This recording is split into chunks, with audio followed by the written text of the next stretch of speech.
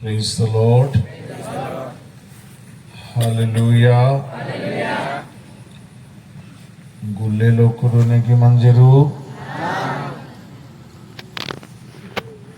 Ajaba mida boda gulle lokuri I nandara jeda johari.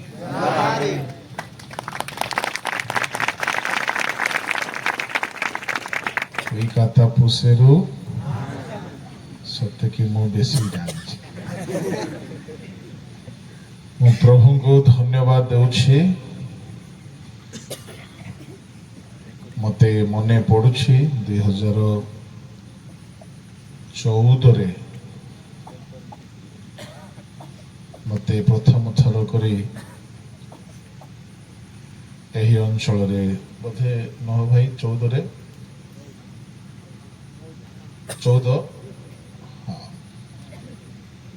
2014ରେ ପ୍ରଥମ ଥର କରି ପାକଲ ମହା ପାଷ୍ଟରେଟ୍ ପାକଲ ମହା ମଣ୍ଡଳୀରେ ହେଇଥିଲା। ନହ ଭାଇ ଯୋଗାଯୋଗ କରିଥିଲେ। ପାଷ୍ଟର ସଞ୍ଜୀବ ସିଂ ଦାୟିତ୍ୱ ନେଇଥିଲେ। ଆଉ ତାହା ମୋର ଟ୍ରାଇବାଲ ଡାଇସିସର ପ୍ରଥମ ସଭା ଥିଲା। ସେ ସମୟ ଠାରୁ ଆଜି ପର୍ଯ୍ୟନ୍ତ 11 ବର୍ଷ ହେଲାଣି ସମୟ ସମୟ ଟ୍ରାଇବାଲ ଡାଇସିସକୁ ଆସିବା ପାଇଁ ପ୍ରଭୁ ସୁଯୋଗ ଦେଉଛନ୍ତି। ମୁଁ ପ୍ରଭୁଙ୍କ ଠାରେ କୃତଜ୍ଞ ଧନ୍ୟବାଦୀ। ପୁଣି ଟ୍ରାଇବାଲ ଡାଇସିସ ମଧ୍ୟ ମୋତେ ସ୍ମରଣ କରୁଛନ୍ତି, ସମୟ ସମୟ ନିମନ୍ତ୍ରଣ ଦେଉଛନ୍ତି, ସେବା କାର୍ଯ୍ୟରେ ଅଂଶୀ କରାଉଛନ୍ତି। ଏଣୁ ଟ୍ରାଇବାଲ ଡାଇସିସର ମହାମାନ୍ୟ ବିଶପ ମହାଶୟଙ୍କୁ, ସମସ୍ତ ପ୍ରେସବିଟର ଇନଚାର୍ଜ ମହାଶୟମାନଙ୍କୁ, ବିଶେଷ କରି ପ୍ରେସବିଟର ରେଭରେଣ୍ଡ ସଞ୍ଜୀବ ସିଂ ଆଜ୍ଞାଙ୍କୁ, ପୁଣି ଯେତେ ଆଜି ମଞ୍ଚରେ ଅଛନ୍ତି ମୁଖ୍ୟ କର୍ମକର୍ତ୍ତାଗଣ, ପୁଣି ପାଳକଗଣ, ସଭା ସ୍ଥାନରେ ଯେତେ ଭାଇ ଭଉଣୀ, ଆଜାବା ମିଠା ବୋଦା, ସମସ୍ତଙ୍କୁ ବହୁତ ବହୁତ ସାଧୁବାଦ ନମସ୍କାର ଜ୍ଞାପନ କରେ।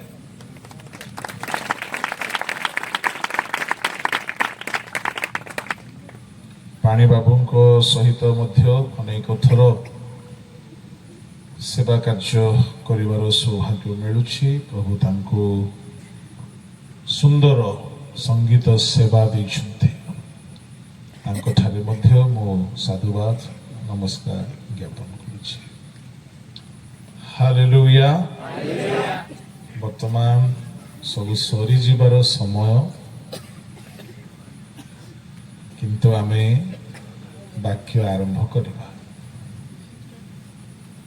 ସବୁ ବିଷୟ ପାଇଁ ଯଦି ସମୟ ଅଛି ତ ବାକ୍ୟ ପାଇଁ ମଧ୍ୟ ସମୟ ଅଛି। ନାଚିବା ପାଇଁ ବି ଅଛି, ଖାଇବା ପାଇଁ ବି ଅଛି, ଶୋଇବାର ତ ଅଛି ହିଁ ଅଛି। କିନ୍ତୁ ମୁଁ ଦେଖୁଥିଲି ଏତେ ସୁନ୍ଦର ପଣ୍ଡାଲ, ଆରେଞ୍ଜମେଣ୍ଟ, ଲାଇଟିଂ, ଡେକୋରେସନ। ତେବେ ନାଇଁ ଠିକ ଥିଲା, ମୋ ଆଡ଼କୁ ବେଶୀ କରୁ ନାହିଁ। ମତେ ପାଣି ଆଉ ପବନ ବେଶୀ ଦରକାର ପଡ଼େ, ସେତେ ବେଶୀ ଆଡ଼େ କରୁ ନାହିଁ। ଠିକ ଯେମିତି ଥିଲା ଠିକ ସେମିତି ଟିକେ ଟିକେ ବାଜୁଥିଲେ ଭଲ। ମୁଁ ଭାବୁଥିଲି ଏତେ ଖର୍ଚ୍ଚ ବାର୍ଚ୍ଚ ହେଇଛି ତ ବହୁ ସଂଖ୍ୟାରେ ଲୋକ ଆସିଥିଲେ ଭଲ ହେଇଥାନ୍ତା, କିନ୍ତୁ ଅଭ୍ୟାସ ପ୍ରଥମ ସନ୍ଧ୍ୟା ଲୋକ କମ ଆସନ୍ତି, ଆଉ କାଲିକି ବହୁତ ଲୋକ ଆସିବେ। ଆଉ କାଲିକି ଆମେ ଯଥେଷ୍ଟ ସମୟ ବାକ୍ୟରୁ ଦେଖିବା, ଆଉ ଆଜି ଟିକେ କମ ସମୟ ବାକ୍ୟରୁ ଦେଖିବା ବୋଲି ଭାବୁଛ କି? ନା, ସେମିତି ଭାବ ନାହିଁ। ହାଲେଲୁୟା। ମୁଁ ଚାହୁଁଥିଲି ବିଶପ ସାର୍ ଟିକେ ଅଧିକ ସମୟ କୁହନ୍ତୁ, କିନ୍ତୁ ସାର୍ ଜଲ୍ଦି ସାରିଦେଲେ, ତ ଆମେ 10ଟା ସୁଦ୍ଧା ସାରିବା।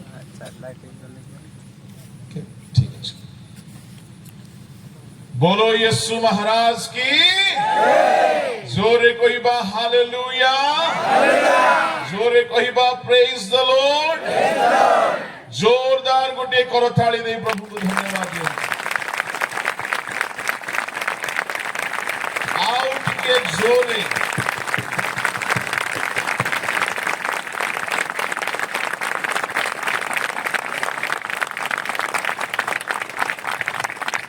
पड़ोसी लोक सहित हाथ मिशांतु आ कहंतु आपण बहुत सुंदर देखा जाउछंती।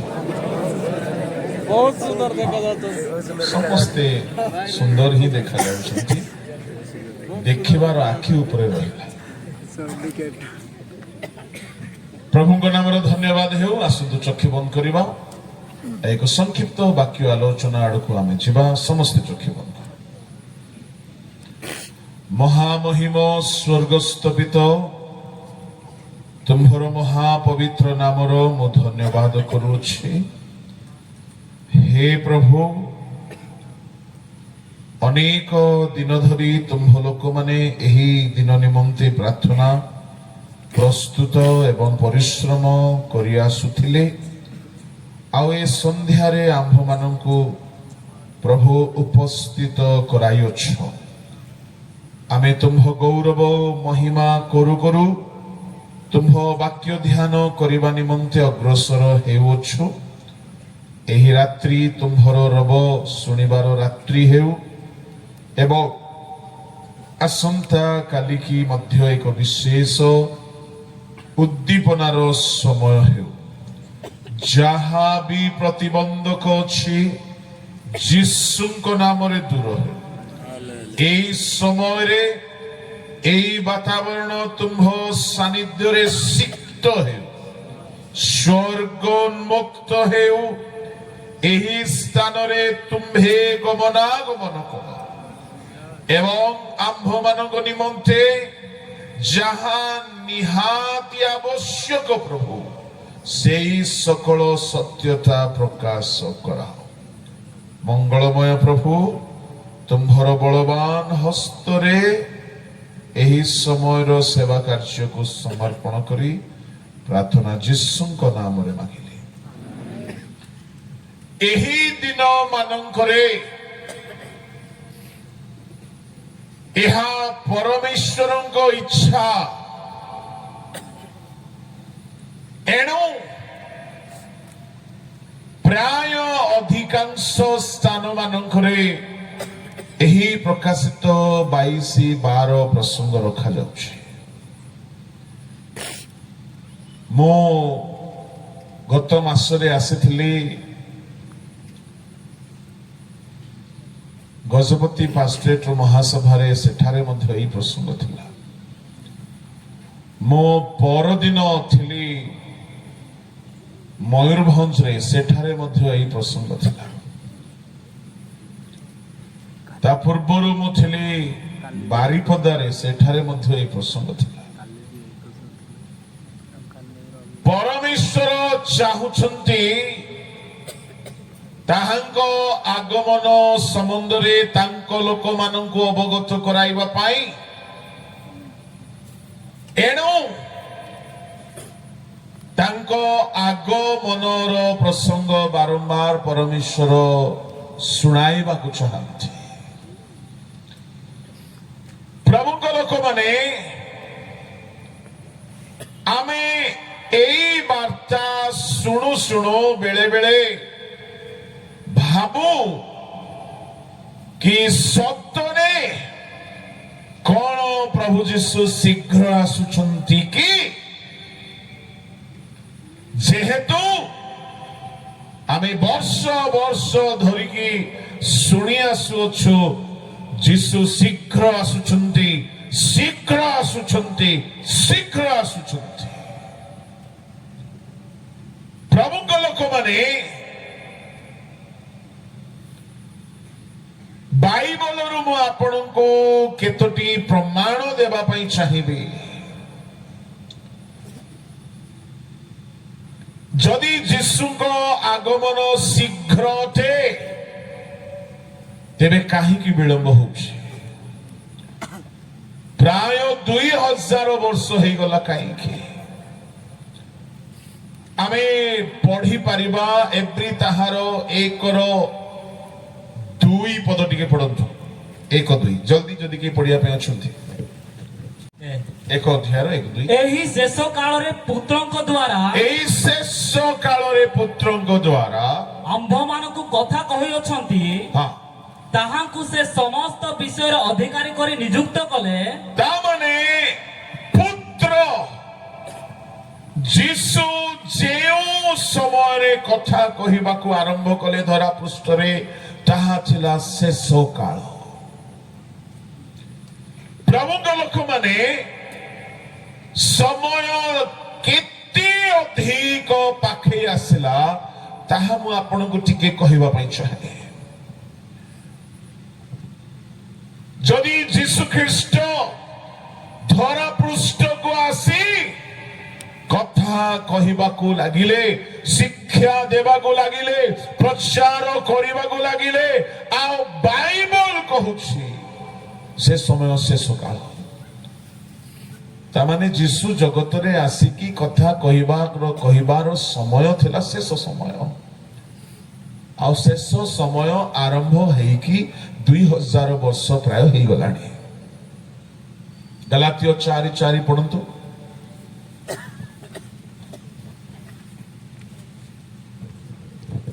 किंतु काल संपूर्ण हुवन्ते ईश्वर अपना निकटरू निज पुत्र को प्रेरण कले हाँ से स्त्री जात होई व्यवस्थाधीन हेले काल आरंभ हुवन्ते बोली कहा जाय नाही काल संपूर्ण हुवन्ते तामाने समय शेष हेला बेलकू परमेश्वर जीसु को पठाइले जगत को तामाने जीसु जगत रे जन्म नेबार समय शेष समय थिला आ गोटे प्रमाण आमे देखिबा को पाओ मार्क 1:15 पढंतु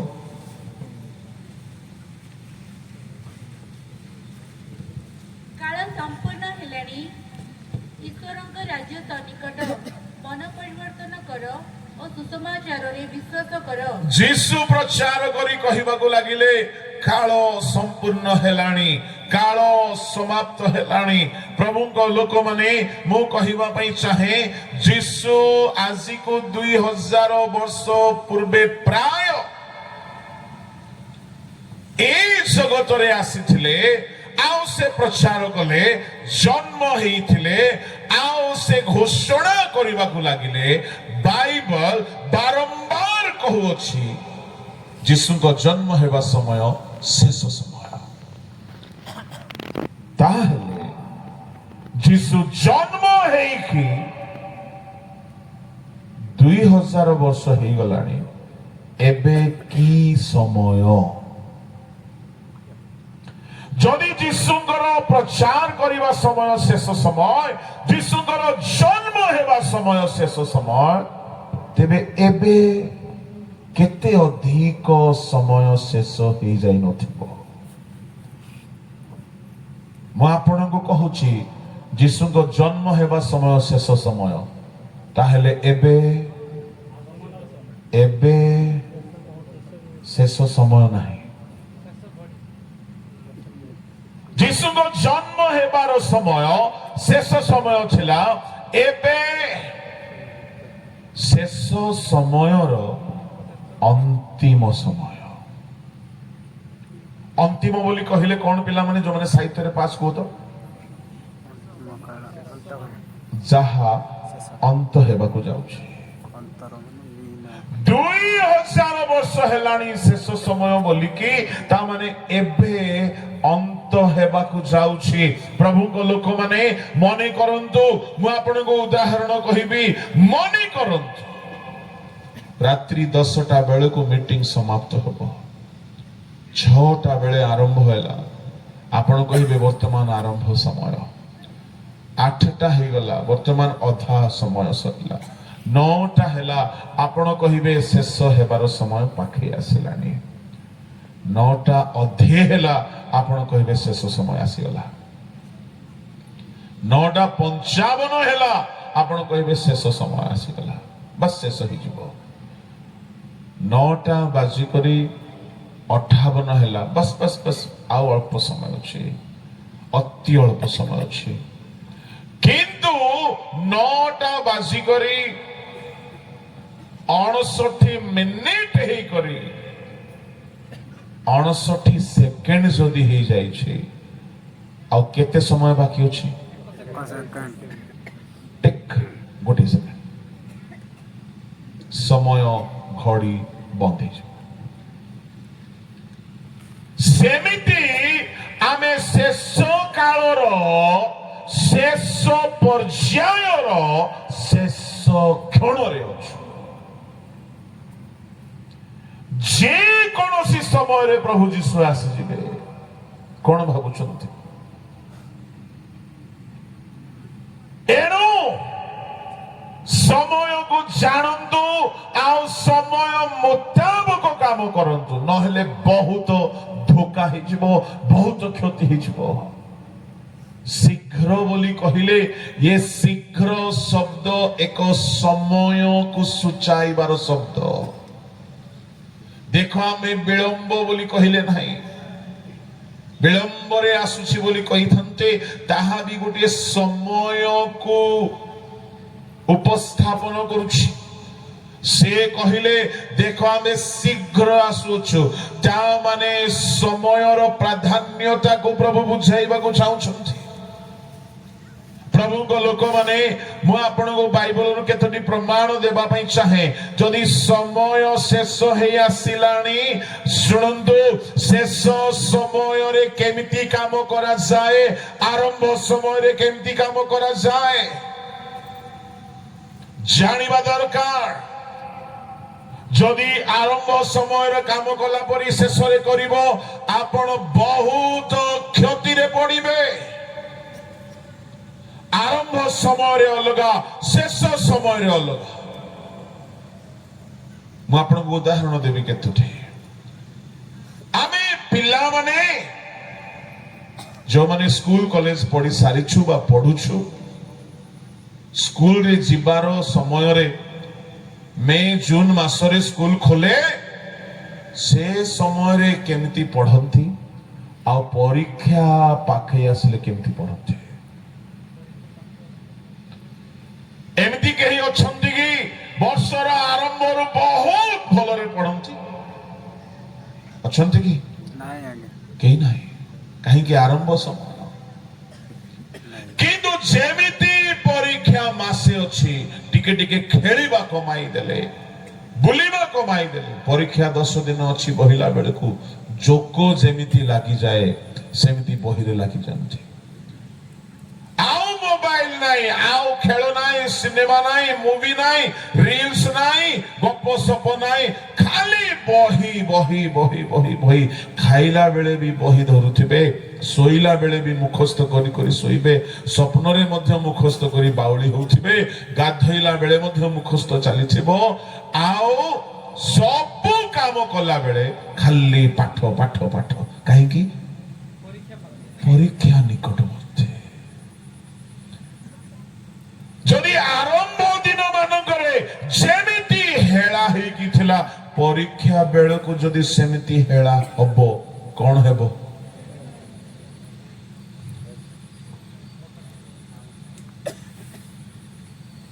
बहुत क्षति वर्षर परिश्रम बेकार हो जिवो टंका बेकार हे गला तारो स्कूल रो फीस बेकार हे गला तारो सब पैसा बेकार हे गला काहे की से शेष समय सद व्यवहार कला नहीं मैं आपण को कहबा पई चाहे ठीक से मिथि आरंभ दिन मानकरे आपण केमती ख्रिस्टियन जीवन बिताई थिले छाड़ी दियंतु भूली जानतु किंतु वर्तमान आपण आगमन पाखे गलानी अवहेला हे के बिताइले बहुत क्षति हिजबो जने मां आ गोटे उदाहरण कहूची गोटे मां जदि गर्भवती गोटे स्त्री जदि गर्भवती हेछि प्रथम मास द्वितीय मास बेले को से एते चिंता करे नाही बण को भी जाए काठ भी हाणे काठ भी बोही की आणे आ खेत रे काम करे बिल रे काम करे रोषेई करे चला बुला करे सब काम करे ଯେମିତି ଯେମିତି ଅଷ୍ଟମ ମାସ 9 ମାସ ହେଇଗଲା ତାର ପରିଶ୍ରମ କମାଇ ଦିଏ। କାହିଁକି? ପ୍ରସବ ସନ୍ନିକଟ। ପ୍ରଥମ ଦ୍ୱିତୀୟ ତୃତୀୟ ମାସରେ ଦୌଡ଼ା ଦୌଡ଼ି କଲେ ବି କିଛି ଅସୁବିଧା ପ୍ରାୟତଃ ହୁଏ ନାହିଁ। ନବମ ମାସ ବେଳକୁ ଦୌଡ଼ିବ ତ କଣ ହେବ? ମା ଛୁଆ ସ୍ୱାହା। କାହିଁକି? ସମୟ ଅନୁସାରେ ସେ ସାବଧାନ ହେଲା ନାହିଁ। କଣ ଭାବୁଛନ୍ତି? ଏଣୁ ପ୍ରଭୁଙ୍କ ଲୋକମାନେ କାହିଁକି ପିମ୍ପୁଡ଼ିକୁ ଜ୍ଞାନବାନ ବୋଲି କୁହାଗଲା? ପିମ୍ପୁଡ଼ିକୁ ଏଥିପାଇଁ ପୃଥିବୀରେ ସବୁଠାରୁ ଜ୍ଞାନବାନ ଚାରି ପ୍ରାଣୀଙ୍କ ମଧ୍ୟରେ ନାମ ଦିଆଗଲା ଯେହେତୁ ସେ ସମୟକୁ ଜାଣିକି କାମ କରେ। 30 ଅଧ୍ୟାୟର 24 ପଦ ପଢନ୍ତୁ। ହିତୋପଦେଶ, ହିତୋପଦେଶ ବାହାର କରନ୍ତୁ ତାହାର 30 ଅଧ୍ୟାୟର 24 ପଦ। ଚାରି ପ୍ରାଣୀ ପୃଥିବୀରେ ସାନ ସାନ ମାତ୍ର ଅତିଶୟ ଜ୍ଞାନବାନ। ପିମ୍ପୁଡ଼ି ଗଣ ଦୁର୍ବଳ ଜାତି, ଦୁର୍ବଳ ଜାତି ତଥାପି ଗ୍ରୀଷ୍ମ କାଳରେ ଆହାର ସଞ୍ଚୟ କରନ୍ତି। ବସ ରହିଯାଉଛି।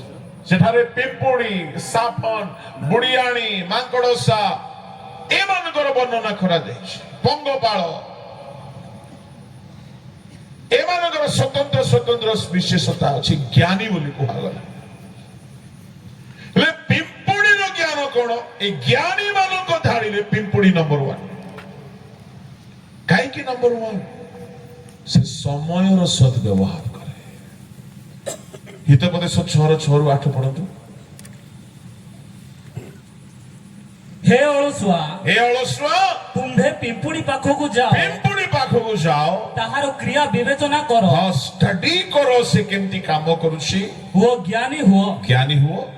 ତାହାର ବିଚାରକର୍ତ୍ତା ହଁ। କି ଅଧ୍ୟକ୍ଷ ହଁ। କି ପ୍ରଭୁ କେହି ନଥିଲେ ହେଁ କେହି ତାହାକୁ ଗାଇଡ କରିବା ପାଇଁ, ତାହାକୁ ରୁଲ କରିବା ପାଇଁ, ଡିସିପ୍ଲିନ କରିବା ପାଇଁ, ଶିଖାଇବା ପାଇଁ, ମନିଟରିଂ କରିବା ପାଇଁ, ଲିଡ କରିବା ପାଇଁ କେହି ନଥିଲେ ହେଁ ସେ ଗ୍ରୀଷ୍ମ କାଳରେ ଆପଣା ଖାଦ୍ୟ ପ୍ରସ୍ତୁତ କରେ। କୋଉ କାଳରେ? କାହିଁକି? କେହି ତାକୁ କହିବା ଲୋକ ନାହିଁ। ମୁଁ ବହୁ ଚିନ୍ତା କଲି ସେ କେମିତି ଜାଣି ଦେଉଛି ଯେ ଏଇଟା ଗ୍ରୀଷ୍ମ କାଳ ବୋଲି? କେଉଁ ମୌସମ ପାଣିପାଗ ବିଭାଗରୁ ତାକୁ ମେସେଜ ଆସୁଛି? କିଏ ତାକୁ କହୁଛି ଏଇଟା ଗ୍ରୀଷ୍ମ କାଳ ବୋଲି? କୋଉ ନ୍ୟୁଜ ଚ୍ୟାନେଲରୁ ସେ ନ୍ୟୁଜ ପାଉଛି? କିଏ ତାକୁ କହିବା ଲୋକ ନାହାନ୍ତି। ସେ ନିଜେ ଜାଣିଦିଏ। କାହିଁକି? ପ୍ରଭୁ ତାକୁ ସେତିକି ବୁଦ୍ଧି ଦେଇଛନ୍ତି।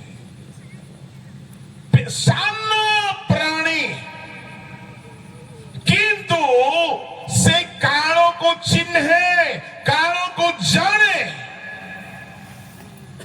ଏ ଗ୍ରୀଷ୍ମ କାଳ ଯେମିତି ଆସିଗଲା ସେ ଅନୁଭବ କରେ ଏତେ ଉତ୍ତାପ ହେଉଛି, ତା ମାନେ ଏ କାଳ ହେଉଛି ଖାଦ୍ୟ ସଞ୍ଚୟ କରିବାର କାଳ।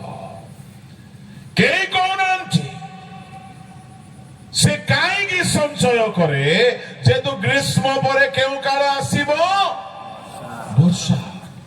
ସେ ଜାଣେ ଏବେ ଯଦି ମୁଁ ଫସଲ ସଞ୍ଚୟ କରିବି ନାହିଁ, ଏହା ପରେ ବର୍ଷା ଆସିଲେ ଭୋକରେ ମରିବି। ଏଇଥିପାଇଁ ତାହାକୁ ଜ୍ଞାନବାନ କୁହାଗଲା। ତାମାନେ ପିମ୍ପୁଡ଼ିର ଜ୍ଞାନବାନ ହେବାର କର୍ମ ହେଉଛି ଭବିଷ୍ୟତର ଦିନମାନଙ୍କୁ ସେ ଭଲରେ ବିତେଇବାକୁ ଚାହୁଁଛି। ଭବିଷ୍ୟତ ଦୁଃଖରେ ନ ପଡିବା ପାଇଁ ସେ ଚାହୁଁଛି। ଏଣୁକରି ବାଇବଲ ତାକୁ ଜ୍ଞାନୀ ବୋଲି ନାଁ ଦେଲା। ଭବିଷ୍ୟତରେ ସେ କଷ୍ଟ ଭୋଗିବାକୁ ଚାହୁଁନାହିଁ। ଭବିଷ୍ୟତରେ ସେ ଅଭାବରେ ରହିବାକୁ ଚାହୁଁନାହିଁ। ଭବିଷ୍ୟତରେ ସେ ସୁଖରେ, ଶାନ୍ତିରେ, ନିରାପଦରେ ରହିବାକୁ ଚାହୁଁଛି। ଶୁଣ, ଏବେ ଆମୋଦ ପ୍ରମୋଦ ଭୋଗ ବିଳାସ ପାପ କରିକି, ସୁଖ ଭୋଗ କରିକି ଭବିଷ୍ୟତ ନର୍କରେ ଦୁଃଖରେ ବିତାଇବା ଲୋକ ହଉଛି ଜ୍ଞାନୀ ନା ମୂର୍ଖ? ମୂର୍ଖ। ପିମ୍ପୁଡ଼ି ଠାରୁ ଶିଖ କଣ? ନିଜର ଭବିଷ୍ୟତକୁ ସିକ୍ୟୁର କରିବା ଶିଖ। ଯେଉଁମାନେ ଭବିଷ୍ୟତକୁ ସୁରକ୍ଷିତ କରିନାହାନ୍ତି ତାଙ୍କଠାରୁ ବଡ ମୂର୍ଖ କେହି ନାହିଁ। ଦୁନିଆରେ କଣ ଦେଖୁନ, ଯୋଉମାନେ ଭବିଷ୍ୟତକୁ ଚିନ୍ତା କରନ୍ତି, ମୁଁ ବଡ ଅଫିସର ହେବି, ମୁଁ ବଡ ଗାଡି ଘର ବଙ୍ଗଲୋ ବହୁତ ସମ୍ପତ୍ତି ବାଲା ହେବି, ସେମାନେ ଭବିଷ୍ୟତକୁ ସୁଖମୟ କରିବା ପାଇଁ ପିଲାବେଳେ ଯୌବନ କାଳେ ପରିଶ୍ରମ କରନ୍ତି। ଆଉ ଆମର ବାଳୁଙ୍ଗା ମାନେ ଭବିଷ୍ୟତର ଚିନ୍ତା ହିଁ ନାହିଁ।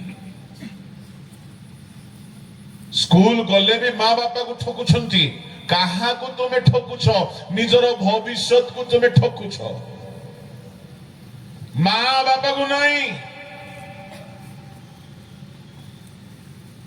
ତୁମେ କାହାକୁ ଚିଟିଂ କରୁଛ? ନିଜର ଭବିଷ୍ୟତକୁ ଯଦି ଗଢୁ ନାହ ତାହେଲେ ଭବିଷ୍ୟତର ଜୀବନ ଯଦି ଦୁଃଖରେ କଟିଲା ଆପଣ କେବେ ବି ଆଦର୍ଶ ହେଇପାରିବେ ନାହିଁ କି ଲୋକ ତୁମକୁ ଦେଖି ଶିଖିବେ। କେବେ ବି ଆପଣ ସୁଖ ଶାନ୍ତି ପାଇପାରିବେ ନାହିଁ। କାହିଁକି? ଭବିଷ୍ୟତ ସୁଖରେ ରହିବା ଦରକାର, ଭବିଷ୍ୟତ ଆନନ୍ଦରେ ରହିବା ଦରକାର। ଏଣୁ ଅବ୍ରାହମ ଧନୀକୁ କହିଲେ, ପୁଅରେ, ମତେ ବଡ କଷ୍ଟ ଲାଗୁଛି ସେ ଶବ୍ଦ। ଅବ୍ରାହମ ସ୍ୱର୍ଗରୁ ନର୍କରେ ଥିବା ଧନୀକୁ କଣ ବୋଲି ସମ୍ବୋଧନ କଲେ? ପୁଅରେ। ତାମାନେ ସେ ବି ଗୋଟେ ପୁଅ ଯିଏକି ନର୍କରେ ଅଛି। କେମିତି ପୁଅ ସିଏ? ଯେ ନିଜର ଭବିଷ୍ୟତକୁ ସୁରକ୍ଷିତ କରି ନ ପାରିବା ପୁଅ। ଈଶ୍ୱରଙ୍କ ଦୁଇ ପ୍ରକାର ପୁଅ ଅଛନ୍ତି, ଗୋଟେ ହେଲା ଅପବ୍ୟୟୀ, ଗୋଟେ ହେଲା ଯଥାର୍ଥବାଦୀ। ଅନାଜ୍ଞାବହ ସନ୍ତାନ, ଆଜ୍ଞାବହ ସନ୍ତାନ। ନର୍କଗାମୀ ପୁଅ ମାନେ, ସ୍ୱର୍ଗଗାମୀ ପୁଅ ମାନେ। କାହିଁକି? ଅବ୍ରାହମ କହିଲେ, ପୁଅରେ, ତୁ ଭଲ ବିଷୟ ସବୁ ପାଉଥିଲୁ, ଆଉ ଏବେ କଷ୍ଟ ପାଉଛୁ। ଆଉ ଏଇ ଲାଜାର କଷ୍ଟ ପାଉଥିଲା, ଏବେ ସୁଖ ପାଉଛି। ଜ୍ଞାନବାନ ସିଏ ଅଟେ ଯେ ଭବିଷ୍ୟତକୁ ସୁରକ୍ଷିତ କରେ। ଜ୍ଞାନବାନ ସିଏ ଅଟେ ଯେ ବର୍ତ୍ତମାନ କଷ୍ଟ ପଡ଼ିଲେ ପଡ଼ିବି, କିନ୍ତୁ ଭବିଷ୍ୟତକୁ ମୁଁ ସୁରକ୍ଷିତ କରିବି। ଭବିଷ୍ୟତକୁ ମୁଁ ସୁଖରେ ବିତାଇବି, ଭବିଷ୍ୟତକୁ ଶାନ୍ତିରେ ବିତାଇବି, ଭବିଷ୍ୟତକୁ ଆନନ୍ଦରେ ବିତାଇବି। ଭବିଷ୍ୟତରେ କଷ୍ଟ ନ ହେଉ, ଏମାନେ ଜ୍ଞାନୀ।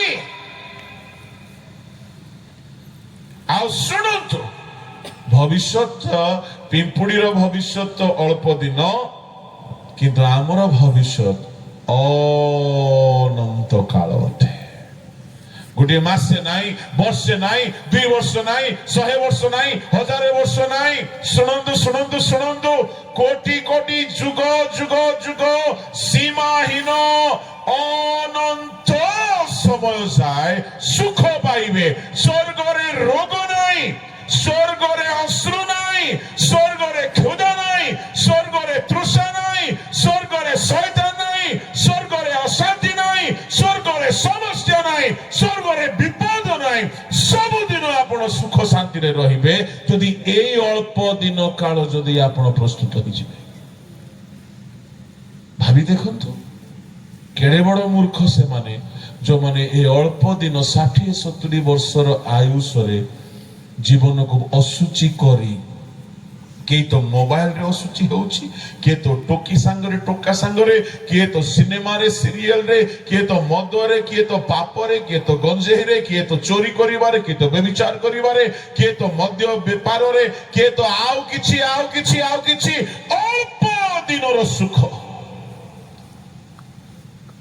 ମୁଁ ଆପଣଙ୍କୁ କହିବା ପାଇଁ ଚାହେଁ, ପ୍ରଭୁଙ୍କ ଲୋକମାନେ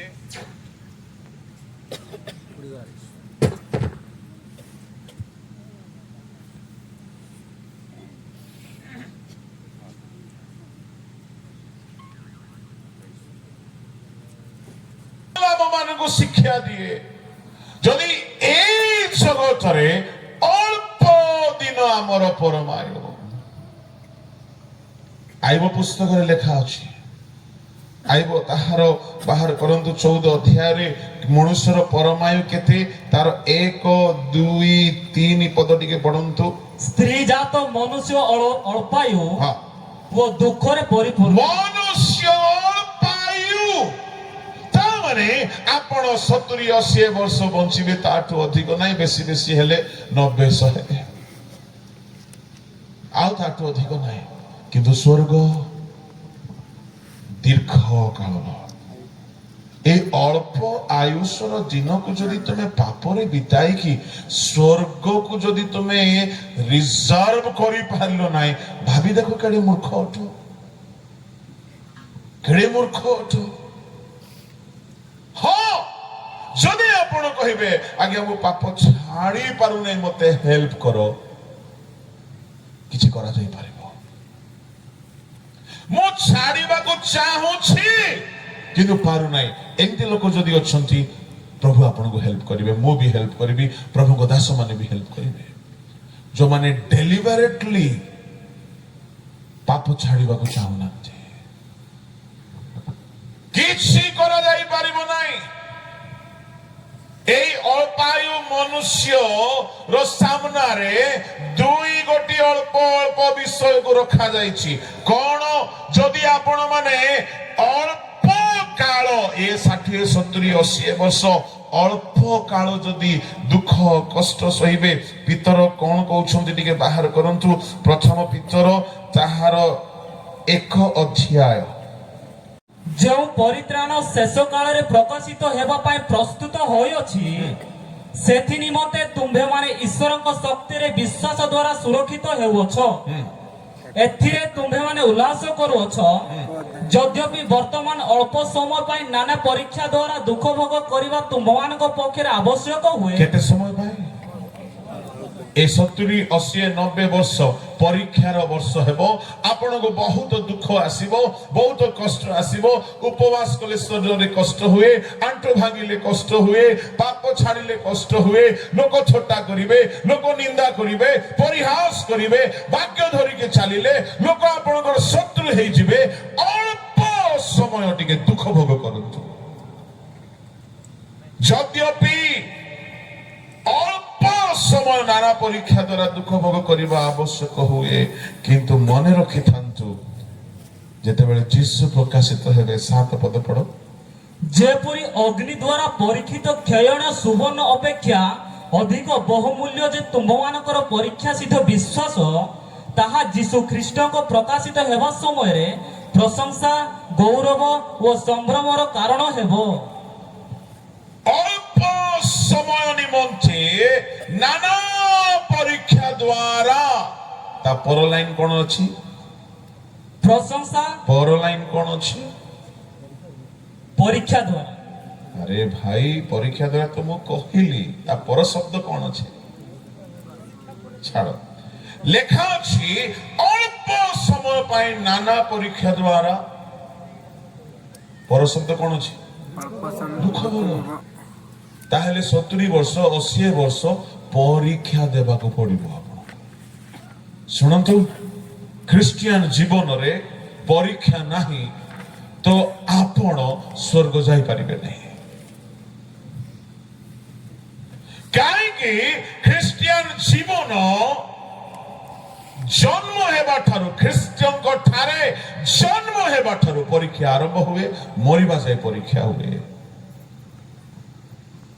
शुणंतु बाइबल रे प्रमाण अछि यीशु जेओ दिन डुबन नेले पवित्र आत्मा को पथ परि अवतरण कले आ से दिन पवित्र आत्मा को द्वारा से प्रांतर को नीत हेले कोन पई परीक्षा ता माने जदि के वास्तव रे मन परिवर्तन करी डुबन निये से दिन ठारू परीक्षा स्टार्ट हुए और यीशु को परीक्षा हेउथिला केबे जाय परीक्षा हला क्रूस रे मरिबा जाय यीशु गेत्सेमनी रे कहले परीक्षा रे जे परि न पड़ो प्रार्थना करो ता माने डुबन नेबा दिन ठारू परीक्षा स्टार्ट हुए मरिबा जाय शेष निश्वास जाए परीक्षा चली थाए शुणु परीक्षा रे कौन मिले लिखा अछि दुख भोग आयुब को एते दुख पड़िला परीक्षा चारि दिगरु आसे नंबर 1 परमेश्वर परीक्षा करंती नंबर 2 शैतान परीक्षा करे नंबर 3 शत्रु माने परीक्षा करंती नंबर 4 आमे निजे निज को परीक्षा करू परमेश्वर आयुब को परीक्षा कले आदि पुस्तक 22 रो 1 करे परमेश्वर आयुब को नो अब्राहम को परीक्षा कले शैतान आयुब को परीक्षा कला शैतान शिष्य मान को परीक्षा कला लूक 22 रो 30 31 रे शैतान यीशु को परीक्षा कला शैतान स्मरण मंडल लोक मान को परीक्षा कला प्रकाशित 2 रो 10 रे अच्छा सुनो परीक्षा जदि नाही तो प्रमोशन नाही परीक्षा कष्ट लगे परीक्षा पेनफुल अटे आपण सोईबा छाड़ी देबे आपण स्कूल रो परीक्षा बेले को खाइबा छाड़ी दियंती आपण निद भूली जानती आपण को शरीर रे कष्ट हुए आपण डिस्टर्ब हो जानती किंतु परीक्षा जदि लेखिबे नाही आपण उच्च क्लास को जिबे नाही जे बहुत भलो रे परीक्षा पे प्रस्तुत हुए से भलो नंबर रखी पास हुए भलो नंबर जदि आनिला ताको खोजी की सरकार चाकरी दिए से गार गौरव बढ़ाए परिवार गौरव बढ़ाए समाज गौरव बढ़ाए निजर गौरव बढ़ाए ताको देखिले लोक खुशी हुअंती कहीं परीक्षा को भलरे से लिखिछे सुनो सुनो एते सहज नहीं स्वर्ग जीवा स्वर्ग जीवा पाई भी ए अल्प कालर परमायु रे आपण को नाना परीक्षा द्वारा जेते दुख आसिले भी जदि आपण सहीबे आ परीक्षा रे उत्तीर्ण हेबे तेबे जाई कि स्वर्ग रे आपण गौरव शांति आनंद अनंत काल पाइबे ता माने परीक्षा रे जदि पास नहीं स्वर्ग रे एंट्री नहीं काहेकि परीक्षा बिना परीक्षा रे उत्तीर्ण हेबा बिना प्रभु स्वर्ग रे स्थान देबे नहीं जानि छंती स्कूल रे pre test assessment practical test final board जेमती हुए डुबन ठारू आरंभ करी मरिबा जाए गुड़ाए परीक्षा चली आपण केते मात्रा रे पाप छाड़ी छंती प्रभु परीक्षा करिवे गोटे दिन नहीं अनेक दिन करिवे आपण केते मात्रा रे नम्र होई छंती प्रभु परीक्षा करिवे आपण कहिबे प्रभु मु पवित्र होई गली प्रभु परीक्षा करिवे आयुब को तार सहिष्णुतार परीक्षा करा गला प्रेमर परीक्षा करा गला जोसेफ को पवित्रतार परीक्षा करा गला 11 वर्ष गोटे स्त्री लोक ताको बहुत प्रकार लोभ देखाउछि 11 वर्ष गोटे दिन नहीं आउ जोसेफ उस परीक्षा को जय कले एनो परीक्षा जय कला परे परे 2 वर्ष परे मिस्र देश सेते बेले सर्वशक्तिशाली देश थिला से देशर सबठारु उच्च द्वितीय पद जोसेफ पाइथिले परीक्षा रे उत्तीर्ण नहीं तो उन्नति नहीं अच्छा मरण पर्यंत परीक्षा किंतु मरी गला परे परीक्षा सरी गला भाबुछन्ते कि मरी गला पर की परीक्षा आ गोटे परीक्षा अच्छे आ गोटे परीक्षा अच्छे मरी गला परे भी गोटे परीक्षा अच्छे को परीक्षा जानि छन्ते विचार दिन रे परीक्षा हबो परंतु प्रथम करिंदी 3 अध्याय 4 12 13 पद मु एहा आसंता काली की कहि पढि दियौ किंतु जदि कहीं सही भित्तिमूल उपरे सुना रूपा बहुमूल्य पत्थर काठ घास बा चण दे निर्माण करे ताहा हेले प्रत्येक जनर कर्म की प्रकार ताहा प्रकाश पाइबो କାରଣ ସେହି ଦିନ ତାହା ପ୍ରକାଶ କରିବ ଯେଣୁ ସେହି ଦିନ ଅଗ୍ନି ସହିତ ପ୍ରକାଶିତ ହେବ ଆଉ ପ୍ରତ୍ୟେକ ଲୋକର କର୍ମ କି ପ୍ରକାର ସେହି ଅଗ୍ନି ପରୀକ୍ଷା କରିବ। ସେ ଦିନ ବିଚାର ଦିନ ଯାହାକୁ ମହାଦିନ ବୋଲି କୁହାଯାଏ, ପରମେଶ୍ୱର ସ୍ୱର୍ଗରେ ପ୍ରବେଶ କରାଇବା ପୂର୍ବରୁ ପ୍ରତିଟି ବ୍ୟକ୍ତିକୁ ସେ ପରୀକ୍ଷା କଲା ପରେ ହିଁ ଯିଏ ଉତ୍ତୀର୍ଣ୍ଣ ହେବ ତାକୁ ପ୍ରବେଶ କରାଇବେ। ଏତେ ସହଜ ନାହିଁ। ପ୍ରଭୁ ଆମେ ସଭାରେ ଯାଇଥିଲୁ, ଆମେ ବାକ୍ୟ ଶୁଣିଥିଲୁ, ଆମେ ନାଚିଥିଲୁ, ପ୍ରଭୁ ବାଣ ଫୁଟେଇ ଫୁଟେଇ କଣ ଭାବୁଛନ୍ତି ପ୍ରଭୁ ଖୁସି ହେଇଯିବେ? ଆମେ ଧୂଳି ଉଠେଇ ଦେଇଥିଲୁ, କଣ ପ୍ରଭୁ ଖୁସି ହେଇଯିବେ? ନାଇଁ ଆମେ ବହୁତ ବଡ ପ୍ରୋଗ୍ରାମ କରିଥିଲୁ, କଣ ଭାବୁଛନ୍ତି? ସେ ସମସ୍ତଙ୍କୁ ପରୀକ୍ଷା କରିବେ, ଇନକ୍ଲୁଡିଂ ପାଷ୍ଟର୍ସ, ଲିଡର୍ସ, ସ୍ପିକର୍ସ। ଆମେ ଗୋଟିଏ ପରିବାକୁ ଘରକୁ ଆଣିବା ପୂର୍ବରୁ ପରୀକ୍ଷା କରିକି ଦେଖୁ, ଆଖିରେ ଦେଖିକି ପରୀକ୍ଷା କରୁ, ହାତରେ ଛୁଇଁକି ପରୀକ୍ଷା କରୁ। ଭେଣ୍ଡିକୁ ହେଲେ କେମିତି ପରୀକ୍ଷା କରୁ? ଭାଙ୍ଗିକି। ବାଇଗଣକୁ ହେଲେ ଚିପିକି। ଆଉ ଆମ୍ବ ଯଦି ଏପଟେ କିଣୁ ନଥିବେ,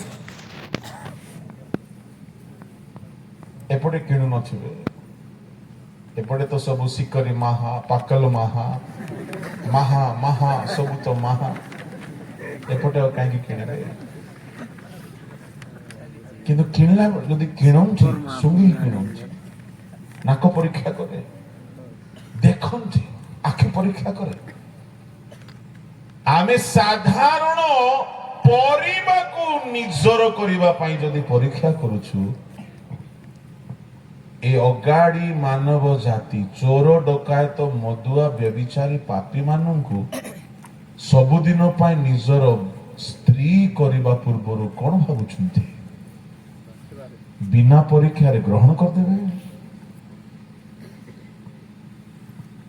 ବାୟା ହୁଅନ୍ତୁ ନାହିଁ। ଆମେ ଲୁଗାଟିକୁ କିଣିବା ପାଇଁ ହେଲେ ଦେଖୁ ଦେଖୁ କହୁ ୱାଓ ବଢିଆ ହେଇଛି, ଦୋକାନୀ କହିଦେଲା ବଢିଆ ହେଇଛି, ଆପଣ ବଢିଆ ହେଇଛି କହିଲେ ସତରେ ଭଲ ଦେଖାଯାଉଛି ଯେ ଟିକେ ଦିଅନ୍ତୁ, ଛୁଇଁକି ପରୀକ୍ଷା କରୁ। ଛୁଇଁଲେ ଜାଣି ଦେଉଛେ ନା ଦେଖାଯାଉଛି ଭଲ, କିନ୍ତୁ ଏଇଟା ଦେହକୁ ଜଳେଇବ। ଯଦି ଛୁଇଁଲା ପରେ ଭଲ ଲାଗିଲା, ଆପଣ କଣ କରିବେ? ନେଇ ଆସିବେ? ନାଇଁ, ଟିକେ ପିନ୍ଧିକି ଦେଖି ଗୋଟେ ଟ୍ରାଏଲ ରୁମରେ ଯାଇକି ଆଖି ଦେଖିଲା, ହାତ ପରୀକ୍ଷା କଲା, ଦେହ ପରୀକ୍ଷା କଲା, ତାପରେ ଯଦି ସନ୍ତୁଷ୍ଟ ଲାଗିଲା ତେବେ କିଣିକି ଆଣୁ। ଆମେ ପ୍ରଚାର କରୁ, ପାଳକ ହେଉ, ଆମେ ଲିଡର ହେଉ କି ବକ୍ତା ହେଉ କି ବିଶ୍ୱାସୀ ହେଉ, ସମସ୍ତଙ୍କର କର୍ମ ବିଚାର ଦିନରେ ପ୍ରଭୁ ପରୀକ୍ଷା କରିବେ। ଗୀତରେ ଗାଇଲୁ ନା, ଠିକ କରିଛୁ କି ବନ୍ଧୁ ଭୁଲ କରିଛୁ, ସବୁ ତୋଲାଯିବ। କେତେ ଚୋରି କରିଛୁ, କେତେ ଠକିଛୁ, କେତେ ଗୁପ୍ତ ପାପ କରିଛୁ, କେତେ ଅପରାଧ କରିଛୁ। এই দিন ମାନଙ୍କରେ ମୁଁ ଦେଖୁଛି ଯେ ଖ୍ରୀଷ୍ଟିଆନ ମାନେ ଭୟଙ୍କର ଖ୍ରୀଷ୍ଟିଆନ ମଦ ବେପାର କରି ସେ ପଇସାରେ ସଭା କରିଦଉଛନ୍ତି, ଆଉ ସେମିତି କେତେଟା ବେପାର ବି କରୁଛନ୍ତି ଯୋଉଟା କି କହିହେବ ନାହିଁ ମାଇକ, କିନ୍ତୁ ସଭା କରିଦଉଛନ୍ତି। ଆଉ ବକ୍ତାକୁ, ଗାୟକକୁ ଜୋରଦାର ପଇସା ଦଉଛନ୍ତି, ଭାବୁଛନ୍ତି କି ମୁହଁରେ ସିଲ୍ କରିଦେବେ। ମୁଁ ଗୋଟିଏ ସଭାକୁ ଯାଇଛି, ମୁଁ ଜାଣି ନାହିଁ, ସଭା ସବୁ ସରିଗଲା ପରେ ଜଣେ କହିଲା, ଆଜ୍ଞା ଜାଣିଛନ୍ତି କୋଉ ପଇସାରେ ସଭା ହେଲା? କୋଉ ପଇସାରେ? ଭାରତୀୟ ପଇସାରେ। ନାଇଁ ନାଇଁ, ଭାରତୀୟ ଗାନ୍ଧୀ ବାବୁଙ୍କ ମୁଣ୍ଡର ଛବି ଥିଲା ଯେ, କିନ୍ତୁ ସେଠି ଅଲଗା ମୁଣ୍ଡ ଯାକ ବି ଥିଲା। ଆଜ୍ଞା କୋଉ ମୁଣ୍ଡ? ସେ ଯୋଉ ମୁଖ୍ୟ ଲୋକଟା, ତାର ମଦ ବିଜନେସ ଅଛି,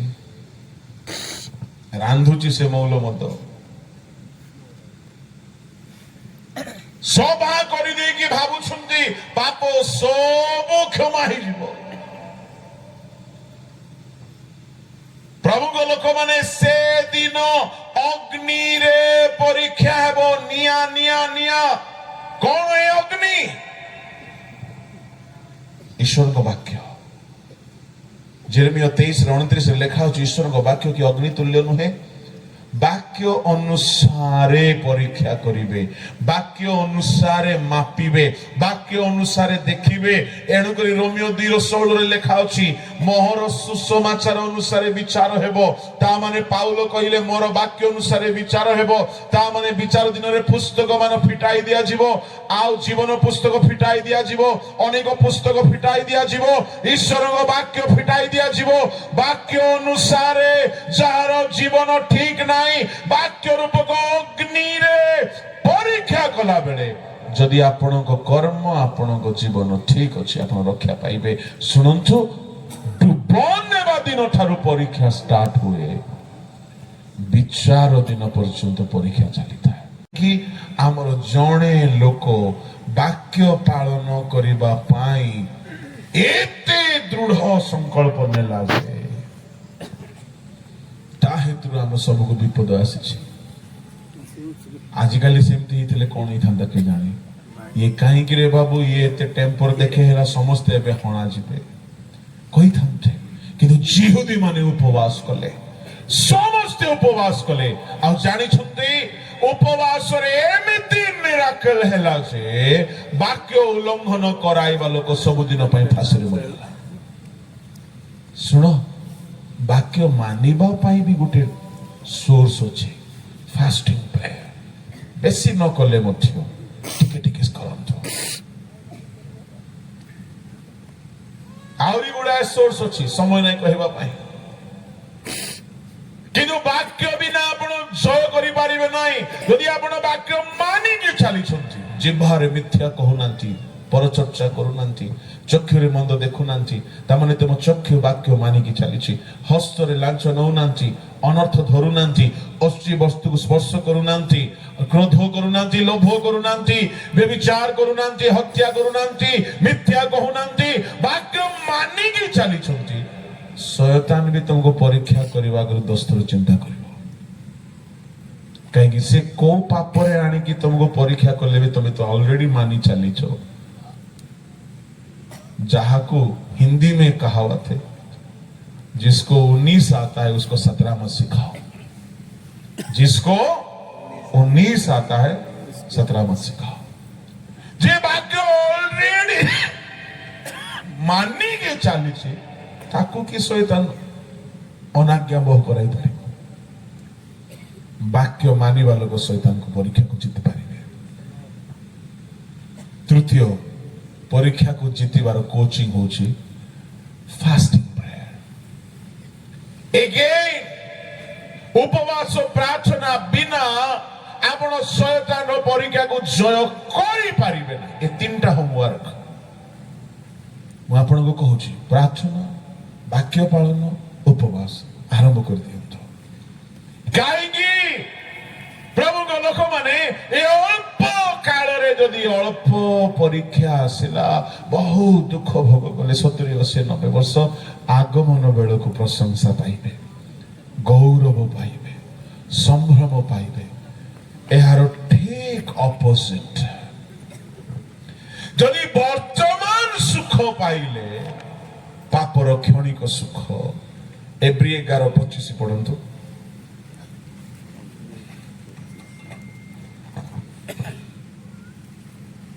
पापर क्षणिक सुख भोग अपेक्षा ईश्वर लोक मान सहित बरम दुख भोग करने को से पसंद कले। तामाने पापरे क्षणिक सुख अछि आ परीक्षा रे अल्प कालर परीक्षा किंतु बहुत दुख अछि। शुणु, यदि ए जगत रे क्षणिक सुख मद पीबार सुख, चोरी करिबार सुख, व्यभिचार रे सुख, लाभ लोभ पैसा कारोबार मिथ्या रे सुख अछि, एणु को लोक पाप छाड़ी पारनांते। पापर क्षणिक सुख को जदि आपण छाड़ी देले ताहेले अनंत दुख रु रक्षा पाइथिबे। किंतु पापर क्षणिक सुख को धरी रखिले ଶୁଣନ୍ତୁ, ଅନନ୍ତ ସ୍ୱର୍ଗୀୟ ସୁଖକୁ ପାଇପାରିବେ ନାହିଁ। ଏଣୁ ଚଏସ୍ ଆପଣଙ୍କର, ପସନ୍ଦ ଆପଣଙ୍କର, କିଏ ବାଧ୍ୟ କରିବେ ନାହିଁ। ପ୍ରଭୁ ବି ବାଧ୍ୟ କରିବେ ନାହିଁ। ପ୍ରଭୁ ବାଧ୍ୟ କରନ୍ତି ନାହିଁ, ଖାଲି କହନ୍ତି ସେ ପାପ ଛାଡ଼ିବ ଛାଡ଼, ନ ଛାଡ଼ିବ ତମ ଇଚ୍ଛା। କିନ୍ତୁ ସେ ବାରମ୍ବାର କହନ୍ତି, ସେ ବାଧ୍ୟ କରନ୍ତି ନାହିଁ। ଯଦି ବାଧ୍ୟ କରିବାର ହେଇଥାନ୍ତା, ହବା ଫଳ ତୋଳିଲା ବେଳକୁ ମନା କରିଦେଇଥାନ୍ତେ, ହାତକୁ ଅଟକାଇ ଦେଇଥାନ୍ତେ। ସେ ବାଧ୍ୟ କରିବେ ନାହିଁ। ତୁମେ ମୋବାଇଲରେ ପାପ କରୁଛ, ପ୍ରଭୁ ଖାଲି କହିବେ, ବାଧ୍ୟ କରିବେ ନାହିଁ, ବାଧ୍ୟ। ଏଣୁ ମଶା ପାପର କ୍ଷଣିକ ସୁଖକୁ ଛାଡ଼ିଲେ, କାହିଁକି? ସ୍ୱର୍ଗରେ ଅନନ୍ତ ସୁଖ ଅଛି। ଏଣୁ ଆପଣଙ୍କ ସାମ୍ନାରେ ଚଏସ୍ ରଖାଯାଉଛି। ଏ ଅଳ୍ପ କାଳରେ ଟିକେ ନାନା ପରୀକ୍ଷା ଦ୍ୱାରା ଦୁଃଖ ଯଦି ସହିବେ, ସ୍ୱର୍ଗରେ ଅନନ୍ତ ସୁଖ ଅଛି। ଏ ଅଳ୍ପ କାଳର କ୍ଷଣିକ ସୁଖ ପାଇବେ, ନର୍କରେ ଅନନ୍ତ ଦୁଃଖ ଅଛି। ଆପଣଙ୍କର ଚଏସ୍। କିନ୍ତୁ ମନେ ରଖିଥାନ୍ତୁ, ଯୀଶୁ ଶୀଘ୍ର ଆସୁଛନ୍ତି। ଏଣୁ ସମୟ ଅନୁସାରେ କାମ କରନ୍ତୁ। ପିମ୍ପୁଡ଼ି ପରି ହେଇଯାଆନ୍ତୁ। ସେ ଜାଣେ କାଳ ସରି ଆସିଲା, ବର୍ଷା କାଳରେ ଦୁଃଖ ଅଛି, ଅଭାବ ଅଛି, କଷ୍ଟ ଅଛି, ଅନାହାର ହେବ। ଏଣୁ ସେ ପ୍ରସ୍ତୁତ ହେଇଯାଏ, ପରିଶ୍ରମ କରେ, ଆଉ ସେ ଭବିଷ୍ୟତକୁ ସୁରକ୍ଷିତ କରେ। ସେ ଜ୍ଞାନବାନ। ସୁବୁଦ୍ଧି ନିର୍ବୁଦ୍ଧି କନ୍ୟା କଥା ଆପଣ ଜାଣନ୍ତି। କାହିଁକି ସେମାନଙ୍କୁ ନିର୍ବୁଦ୍ଧି କୁହାଗଲା? ସମୟ ଅନୁସାରେ ପ୍ରସ୍ତୁତ ହେଇନାହାନ୍ତି। ହାତରେ ପଇସା ଅଛି ତେଲ କିଣିବା ପାଇଁ, ବଳ ଅଛି ଚାଲିକି ଯିବା ପାଇଁ, ସମ୍ଭବତଃ ଦୋକାନ ବି ଖୋଲା ଥିବ, କିନ୍ତୁ ଏମାନେ ଢୋଳେଇରେ ଶୋଇଛନ୍ତି। ଆଗରୁ ଯଦି ଯାଇକି କିଣିକି ରଖିଥାନ୍ତେ, ନିର୍ବୁଦ୍ଧି ନା ମିଳିନଥାନ୍ତା, ପ୍ରବେଶ କରିଥାନ୍ତେ। କାହିଁକି ନିର୍ବୁଦ୍ଧି ନା ମିଳିଲା? ସମୟ ଥାଉ ଥାଉ ରେଡି ହେଲେ ନାହିଁ, ସମୟ ଥାଉ ଥାଉ ଦୋକାନୀ ପାଖକୁ ଗଲେ ନାହିଁ, ସମୟ ଥାଉ ଥାଉ ତେଲ କିଣି ନାହାନ୍ତି। ମୁଁ ଗୋଟିଏ କଥା କହିକି ସାରୁଛି। ସଭା ହେଉଥିବ, ସଭା ଚାଲିଥିବ, ହଠାତ୍ ଦିନେ ଚୋର ଆସିଲେ ଯେମିତି ଜଣା ପଡେ ନାହିଁ, ଯୀଶୁ ଆସିଯିବେ। ମୁଁ କାଲିକି ଆପଣଙ୍କୁ କହିବି, 5 ଗୋଟି ପ୍ରମାଣ କହିବି କି ଯୀଶୁଙ୍କ ଆଗମନ ବାସ୍ତବରେ ଆଉ ବିଳମ୍ବ ନାହିଁ। ଆଜି ସମୟ ନାହିଁ, ସମୟ ସରି ଆସିଲା। ମୁଁ ଏହା କହିକି ସମାପ୍ତ କରୁଛି, ହଠାତ୍ ପ୍ରଭୁ ଆସିବେ। ଏଣୁ ଆଜି ଯଦି ପ୍ରଭୁଙ୍କ ବାଣୀ ଶୁଣୁଛ, ବିଳମ୍ବ ବୋଲି ଭାବନ୍ତୁ ନାହିଁ। ଯଦି ପ୍ରଭୁ ବିଳମ୍ବ କରୁଛନ୍ତି ଏଇଥିପାଇଁ, ଯଦି ଆଗମନ ଯଦି ହେଇଯାଇଥାନ୍ତା 30 ବର୍ଷ ତଳେ, 40 ବର୍ଷ ତଳେ, 50 ବର୍ଷ ତଳେ, ଏ ସୁନ୍ଦର ପଙ୍କା ମାଣ୍ଡି ପଙ୍କା ଲୋକମାନେ ଯାଇଥାନ୍ତେ କି? ଯଦି ଆଜିକୁ 50 ବର୍ଷ ତଳେ ଆଗମନ ହେଇଯାଇଥାନ୍ତା, ଜିତୁଲି ମା ସ୍ୱର୍ଗ ଯାଇନଥାନ୍ତେ। କାହିଁକି ବିଳମ୍ବ ହେଉଛି? ମତେ ପ୍ରଭୁ ନେବା ପାଇଁ ବୋଲି ଗୋଟେ ଲେଟ୍ କରୁଛନ୍ତି। କାହିଁକି ବିଳମ୍ବ ହେଉଛି? କାହାରିକୁ ସେ ନେବା ପାଇଁ ବୋଲି ବିଳମ୍ବ କରୁଛନ୍ତି। ଏଣୁ ବିଳମ୍ବ ସେ କେବେ କରନ୍ତି ନାହିଁ। ଯଦି କରୁଛନ୍ତି, ସେ କାହାରିକୁ ଲକ୍ଷ୍ୟରେ ରଖିଛନ୍ତି, ସୁଯୋଗ ଦେଉଛନ୍ତି। କିନ୍ତୁ ଶୁଣନ୍ତୁ, ସେ ବିଳମ୍ବ ସର୍ବଦା କରିବେ ନାହିଁ। ଏଣୁ ଆଜି ଯଦି ପ୍ରଭୁଙ୍କର ରବ ଶୁଣୁଛ, ମନ ପରିବର୍ତ୍ତନ କର। ଆସନ୍ତୁ, ଚକ୍ଷୁ ବନ୍ଦ କରନ୍ତୁ। ହାଲେଲୁୟା। ମଙ୍ଗଳମୟ ସ୍ୱର୍ଗୀୟ ପିତା, ଅଳ୍ପ ସମୟ ତୁମ ବାକ୍ୟ ଅନୁସାରେ ଆପଣ ଜୀବନକୁ ସମୀକ୍ଷା କରିବାର ଅବକାଶ ଦେଲ ପ୍ରଭୁ। ଯଦି କେହି ତୁମ୍ଭର ରବ ଶୁଣି ନିଜର ଦୋଷ ତ୍ରୁଟି ଦୁର୍ବଳତାକୁ ସମୀକ୍ଷା କରି ଫେରି ଆସିବା ପାଇଁ ସଂକଳ୍ପବଦ୍ଧ ହେଉଛନ୍ତି, ହେ ପ୍ରଭୁ ଦୟା କର ରାଜା। ଏ ଅଳ୍ପ କାଳ ପ୍ରଭୁ ପାପ ଛାଡ଼ି ପରୀକ୍ଷାକୁ ଜୟ କରି, ଯାହା ଦୁଃଖ ଆସୁନା କାହିଁକି ତାକୁ ସହ କରି ବିଜୟ ହେବେ। ତେବେ ତୁମ୍ଭ ଆଗମନ ସମୟରେ ପ୍ରଶଂସାର ସମୟ ହେବ, ଗୌରବ ସମ୍ଭ୍ରମ ପାଇବାର ସମୟ ହେବ। ତାହାକୁ ଲକ୍ଷ୍ୟ ରଖି ଅଳ୍ପ କାଳ ଦୁଃଖ ଭୋଗ କଲେ କରିବି ପଛେ ପ୍ରଭୁ ସବୁ ପରୀକ୍ଷାକୁ ଜୟ କରିବି ଏପରି ମନ ପ୍ରତ୍ୟେକଙ୍କୁ ଦିଅ। ତୁମେ ଆମମାନଙ୍କୁ ସଚେତନ କରାଇଛ, କଥା କହିଛ, ତାହା ହୃଦୟରେ ମୁଦ୍ରାଙ୍କିତ ହେଉ, ତା ଫଳ ଉତ୍ପନ୍ନ କର। ପ୍ରତ୍ୟେକଙ୍କୁ ତୁମ ହସ୍ତରେ ରଖି ପ୍ରାର୍ଥନା ଯୀଶୁଙ୍କ ନାମରେ ମାଗିଲେ।